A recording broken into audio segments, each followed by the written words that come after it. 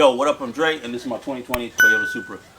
The reason why I purchased the 2020 over the 21, 22, or the 23 was because when it came to tuning, I realized that Toyota was locking the ECUs, and I didn't want to deal with that issue of sending my ECU overseas to get unlocked at the time. So I searched for about a year, maybe a year and a half, to purchase a 2020 Toyota Supra. I was looking when I was in Washington. I really didn't find anything up there, and when I came to Texas, this one just so happened to popped up. It was a good deal, so I went ahead and purchased the 2020.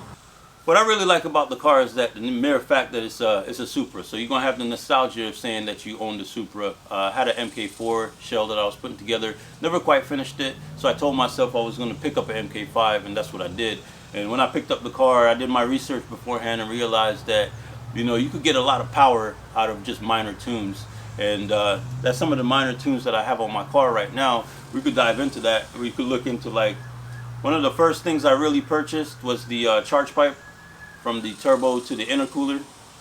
As you can tell, the intercooler on these cars, they're built into the intake manifold, so it's not really a lot of piping that you have to purchase. After that, I ended up purchasing the Visconti port injection and the reflex kit, along with the ethanol content sensor and FIC 1050cc injectors. So after I put that on, I have everything installed, and I didn't get the car quite tuned yet.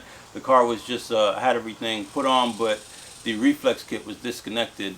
And then I just took the car, threw it on the dyno, and it was just like raw power. Like, I seen about, maybe about 200 horsepower gain, I would say, roughly, maybe about 180 horsepower, 180, 200 horsepower gain, just from putting the car on the dyno with just minor mods. After that, I went into look into a tire setup, wheel and tire setup.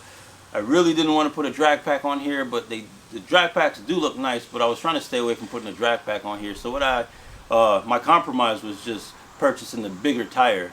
I ended up getting the 305 3515s, and I just ended up tucking that on the rear of the car. So the car hooks very well. I could run from about 30 or 40 miles an hour, and the car is just going to hook. Like, I'm not going to have any issues. I still run it with traction control because, you know, like, why not, right?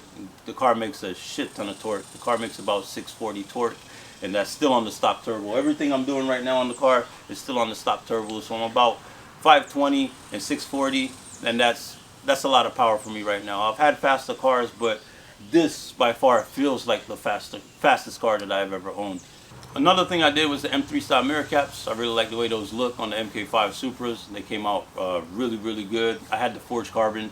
I really like the look of the forged carbon, so I ended up purchasing those and putting those on the Supra. My future plans for the car, basically, I do plan to go a bigger turbo, but that's not going to be for a while. I'm just going to leave it on stock turbo for a minute, maybe until the stock turbo go out, or maybe until end of summer. I don't know, but do plan to go bigger turbo. I do plan to get more forged carbon parts. I want the little forged carbon duckbill, probably like a forged carbon front lip, and maybe like a forged carbon rear splitter. I also plan to throw a wheel package on the car. I don't know what yet. Maybe some gram lights or something like that. I really like the look of those. But other than that, maybe a drag pack. And that's it for my 2020 Toyota Supra.